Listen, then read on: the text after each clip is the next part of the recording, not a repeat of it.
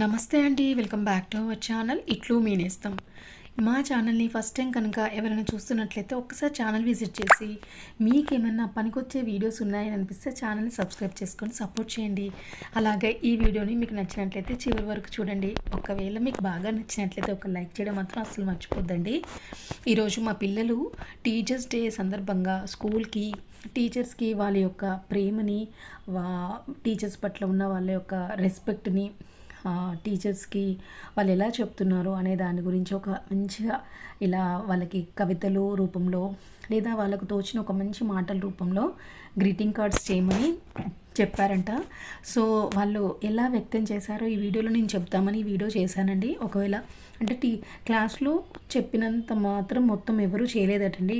వాళ్ళకి ఈరోజు హాఫ్ డేనే 12:30 కల్లా వాళ్ళు వచ్చేసారు. జస్ట్ క్లాస్ మొత్తంలో 10 మెంబర్స్ చేశారటండి.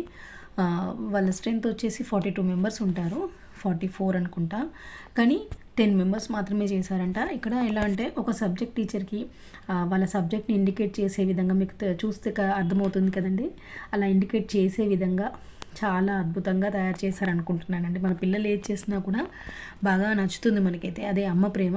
టీచర్స్ కూడా అలాగే నచ్చారండి. టీచర్స్ అందరూ మెచ్చుకున్నారట. నాకెందుకో ఇది వీడియో తీయాలనిపించి తీసానండి. ఇక్కడేమో టీచర్ని కంప్లీట్గా ఎక్స్పాండ్ చేసినట్టుగా, ఇది తెలుగు టీచర్కి అయితే అలు కంప్లీట్గా రాసేసి కింద ఒక కవిత రాసిమంటే నేను రాసిచ్చానండి పాపకి. ఇది పాప చేసినవి.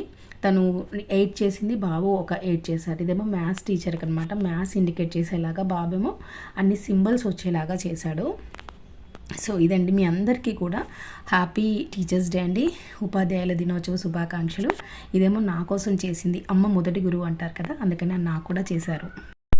మాతృదేవో భవ, పితృదేవో భవ, ఆచార్య దేవో భవ అంటూ తల్లిదండ్రుల తర్వాత అంతటి మహోన్నతమైన గొప్ప స్థానాన్ని గురువుకి ఇచ్చారు.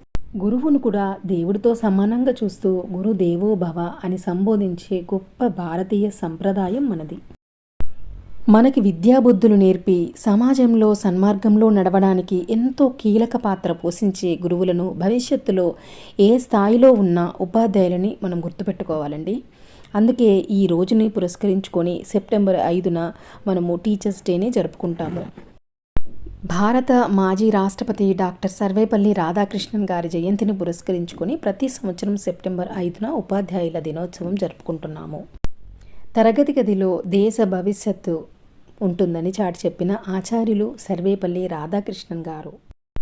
సెప్టెంబర్ 5, 1888న తెలుగు సంప్రదాయ కుటుంబం సర్వేపల్లి వీరాస్వామి సీతమ్మ దంపతులకు 2వ సంతానంగా ఆయన జన్మించారు.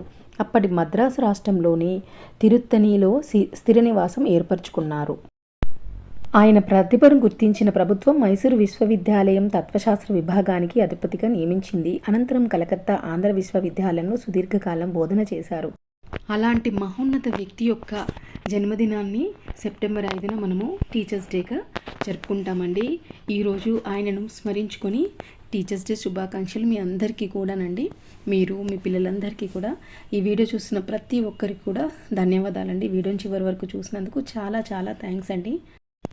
ఒక టీచర్ మాత్రమే ప్రాణాన్ని కాపాడే ఒక డాక్టర్ని, అలాగే న్యాయాన్ని రక్షించే లాయర్ని, జడ్జిని, ఇలా చెప్పుకుంటూ పోతే ఎందరో మహానుభావులను తయారు చేసి తీర్చిదిద్దుతుంది కూడా. అలాంటి మహాశక్తి గల ఉపాధ్యాయులందరికీ ఈరోజు ఉపాధ్యాయ దినోత్సవ శుభాకాంక్షలండి. ఈరోజు నేను ఒక చిన్న కవితని మా బాబు కార్డులో రాశానండి.